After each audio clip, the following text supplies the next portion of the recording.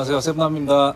오늘은 우리 구독자 남창수님이 그 컨텐츠를 제작을 해달라고 요청하신 게 있는데, 세부에서 하면은 잘 될 만한 사업, 그 사업 아이템을 이야기하기 전에 제가 한국에서 어떤 일을 했었는지를 말씀을 드리는 게, 제가 왜 이렇게 이야기하는지 이해하는 데 좀 도움이 될 것 같아요. 제가 한국에서 마지막으로 했던 게 IT 앱 서비스였습니다. 핸드폰으로 그 렌터카를 예약하는 어플리케이션을 만들어가지고 서비스를 했었어요. 지금은 그 회사가 휴맥스 모빌리티라는 회사로 상호가 변경이 됐습니다. 제가 그 회사를 대표이사랑 개발팀장하고 셋이 공동 창업을 했어요. 2016년에 창업을 해서 제가 퇴사할 때까지 등기이사로 등재가 되어 있었고, 제가 3대 주주였습니다. 제가 이렇게 모가지에 문신이 올라왔어도 한국에서는 열심히 살았어요. 제가 오늘 말씀드리려고 하는 사업 아이템 같은 경우에는 동일하게 앱 서비스입니다. 그 두 개가 뭐냐면은, 일단 첫 번째는 직방다방 부동산 포탈 앱 서비스고, 그리고 두 번째는 SK 엔카 같은 중고차 포탈이에요. 왜 그런지를 이제 설명을 해드릴게요. 사실 지금까지는 제가 여행업에서 뭐가 좋다 그렇게만 말씀을 드렸었는데, 사실 저는 유튜브를 시작하기 전에는 세상에 나오기 싫었어요.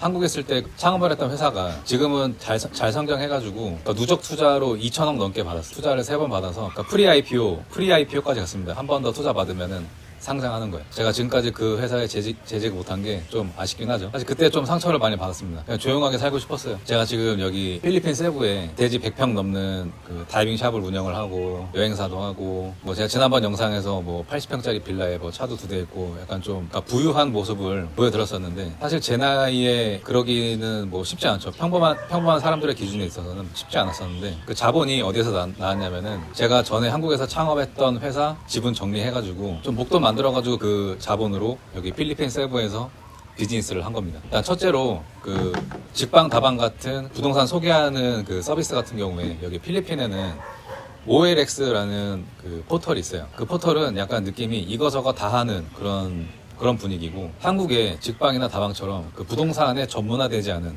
많이 부족해요. 한국으로 치면은 서비스 개발해가지고, 한국으로 치면은 베타 버전 느낌이 나는데, 지금 정식 서비스를 하고 있습니다. 그 한국에 있는 서비스 보고만 만들어도 퀄리티를 되게 좋게 만들 수 있을 것 같은데, 그 서비스의 문제점이 뭐냐면은 사진이 고화질이 아니에요. 그러다 보니까 잘 보이지가 않고, 사진 장수도 몇 장 없고, 고객에게 정보를 전달하는데 한계가 있습니다. 한국에 있는 직방다방 같은 서비스 같은 경우에는 사진도 되게 고화질이고, 대부분 거기 매물 올리시는 분들이 관광 렌즈를 사용을 해가지고 올리기 때문에 시원시원하게 되게 잘 나온 사진들을 볼 수가 있어요. 그리고 요즘에는 보면은 360도 캠으로 해가지고 진짜 직접 그 매물에 들어가는 것처럼 이렇게 볼 수 있게끔 그렇게 만든 서비스를 제가 본 것 같아요. 요즘에는 제가 체크를 안 해봐서 잘은 모르겠는데, 세부, 그것도 필리핀에 왜 그 서비스가 잘 될 것 같다라고 생각을 하냐면은, 주된 주거 형태가 이게 월세입니다. 그러니까 월임대를 하는데, 이 친구들 보면은 좀 이사를 또 자주 다녀요. 부동산 매물을 일단 서칭하는데도 문제점이 있고, 직접 가서 보는 불편함도 있고, 허위 매물도 많아요. 사실 그 OLX라는 서비스를 보면은 매물이 1년 전에 올라온 것도 있고, 그 서비스에 들어가서 보는 게 좀 의미가 없습니다. 한국으로 치면은 그냥 중고차 허위 매물을 보는 것 같아요. 또 OLX 말고도 여러 가지 부동산 관련된 서비스들이 있는데, 제 경험상으로는 온라인에서 좋은 정보를 얻을 수는 없었던 것 같아요. 저 같은 경우에는 여기 다이빙샵이나 운영하던 마사지샵이나 술집, 그런 매물 정보를 어떻게 얻었냐면은 그냥 발품 팔았습니다. 발품 팔아가지고, 필리핀 같은 경우에는 그 부동산 매물 홍보를 어떻게 하냐면은 페이스북으로도 많이 하긴 하지만은 주로 그냥 그 매물 담벼락에다가 붙여놔요. 포렌트, 포세일 해가지고 컨택 넘버 적어놓고, 아직까지는 되게 아날로그적으로 지금 부동산 거래가 이루어지고 있습니다. 그러니까 직방 다방 같은 경우에 제가 보기에는 엄청나게 잘 만든 서비스거든요. 필터만 해도 내가 원하는 매물 정보를 한눈에 볼 수 있고, OLX 서비스 같은 경우에는 그 필터가 제대로 안 돼 있어요.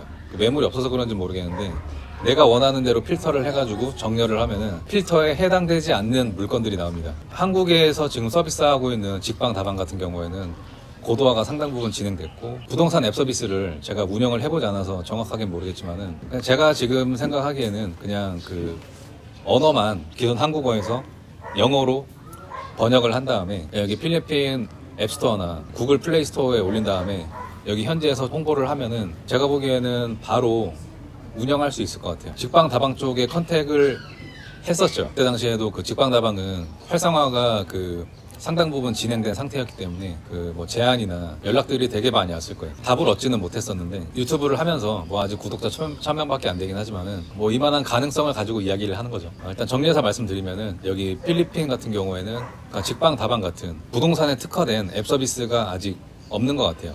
그리고 있어도 아직 좀 고도화를 많이 진행을 해야 되는 상태고, 그리고 필터 같은 것도 제대로 안 돼 있고, 사실 뭐 필터는 기본적인 거긴 한데 그런 필터 같은 게 제대로 안 돼 있으니까 사실 없다고 봐도 될 것 같습니다.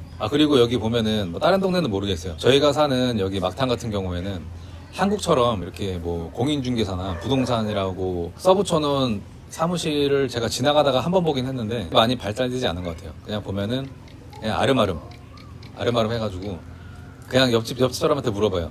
뭐 친구 중에 부동산 하는 사람 있느냐, 그렇게 해가지고 매물 있으면은 있다고 해가지고 가서 보고, 그런 식으로 지금 거래가 되고 있습니다.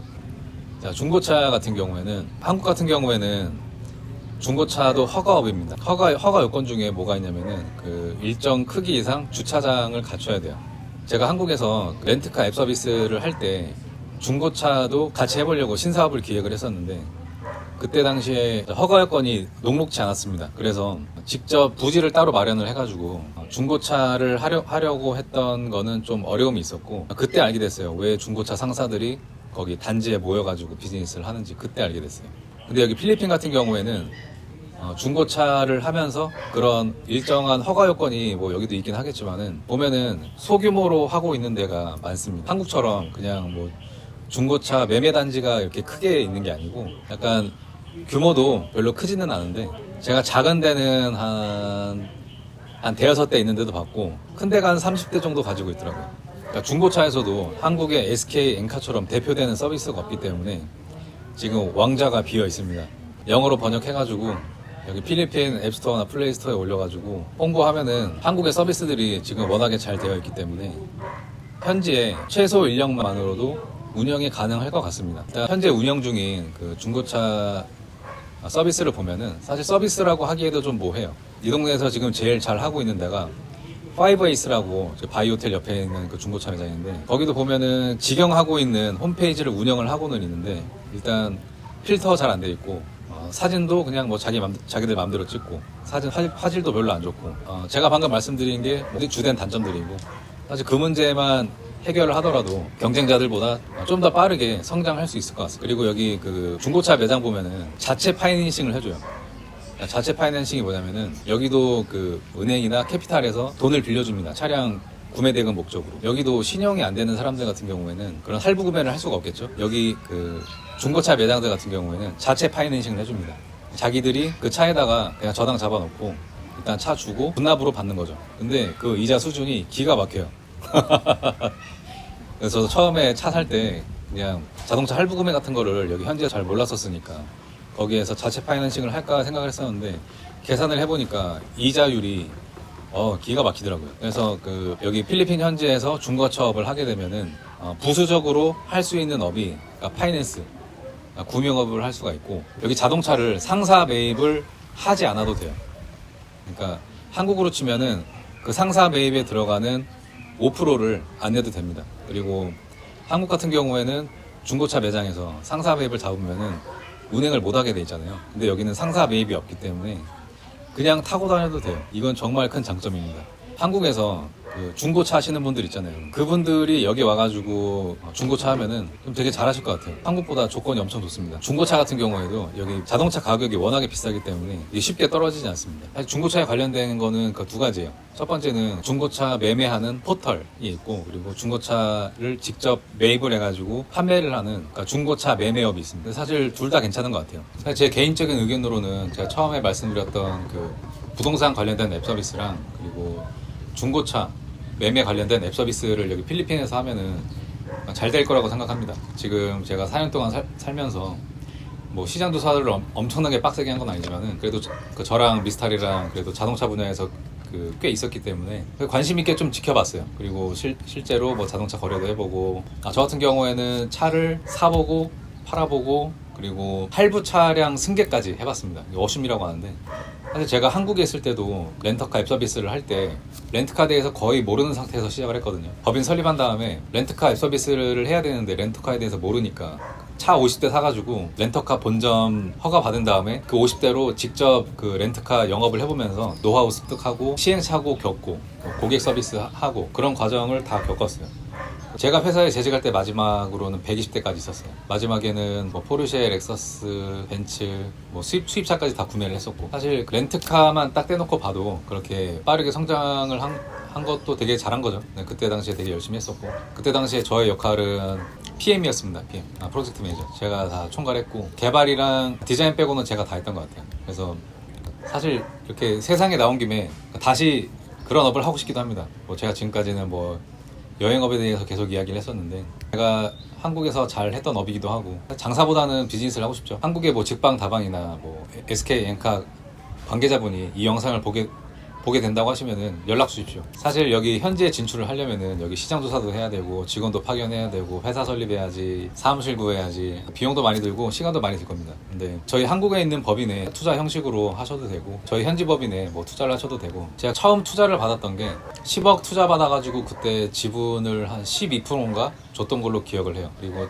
제가 제 지분 정리할 때 원래 제 지분 가치가 한 36억 정도 됐었는데, 사실 그때 좀 뭐 돈도 좀 필요하고 해가지고 좀 많이 싸게 정리를 했습니다. 사실 제가 한국에서 제 커리어를 이야기한 거는 투자 유치를 할 생각이 있습니다.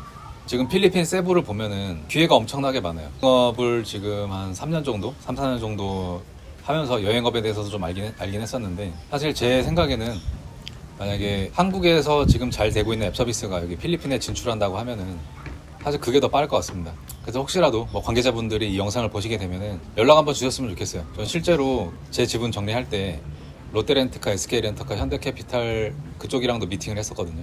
지분 매매는 성사되진 않았었어요. 제가 지금 이렇게 뭐 타투가 목에까지 올라오고 그래도 한국에서는 되게 성실하게 열심히 살았었습니다. 그래도 그나마 지금까지도 빈하게 살진 않는 것 같아요. 그러니까 실제로 기업에서 컨택이 오면은 저희 회계사랑 이야기해가지고 밸류에이션 적정하게 해서 여기 필리핀 현지에서 앱 서비스를 해보고 싶은 생각도 있습니다. 여행업에 대해서 이야기하다가 뭐 오늘 갑자기 앱 서비스 이야기하냐고 하실 것 같아요. 근데 제가 한국에서 했던 분야고, 제가 한국에서 그 공동 창업했던 회사가 지금은 누적 투자를 2천억 넘게 받아서 프리 IPO까지 가긴 했지만, 제가 그 회사를 창업했을 때 사업 아이템을 4번 바꿨습니다. 마지막 아이템으로 투자 받아가지고 지금 회사가 그렇게 성장을 한 거예요. 지금은 제가 여기서 여행업을 하고 있지만 앞으로 또 어떤 기회가 있을지 모르죠. 그래서 가능성을 열어두는 겁니다. 다시 열심히 일할 준비도 되어 있고, 제가 한국에 있을 때 앱 서비스 처음에 운영할 때 어떻게 했냐면은 제가 직접 차 운전해가지고 고객한테 딜리버리까지 했었어요. 고객 서비스도 제가 직접 했었고, 1688 B 그 대표 번호도 제가 만들었고, 그 대표 번호를 제 개인 핸드폰 번호에 착신을 시켜놨었습니다. 그래서 고객센터를 24시간 운영을 했었는데, 그때 뭐 새벽 2시고 3시고 울리면 그냥 목 가다듬고 전화 받아가지고 안 잔 것처럼 진짜 한 3개월 정도는 24시간 서비스 하자고 해가지고 진짜 거의 잠 안 자고 일했던 것 같아요. 그렇게 열정 있게 했기 때문에 그 서비스가 지금도 잘 되고 있지 않나. 제가 알기로는 마지막으로 프리 IPO 투자 받을 때 1998억인가 받아가지고 주차장 비즈니스를 하더라고요. 그때 당시에는 좀 왜 그런 선택을 했지라고 생각을 했었는데, 요즘 보면은 전기차가 대세로 흘러가고 있기 때문에 앞으로는 주차장이 좀 부가가치가 있을 것 같아요.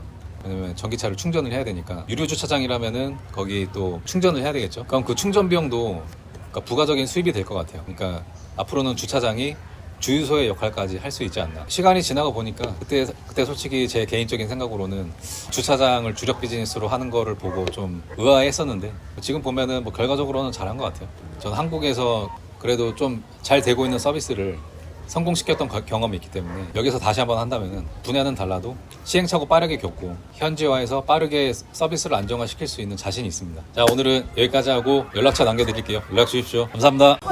해외에서 돈 버는 게 이렇게 힘들어요.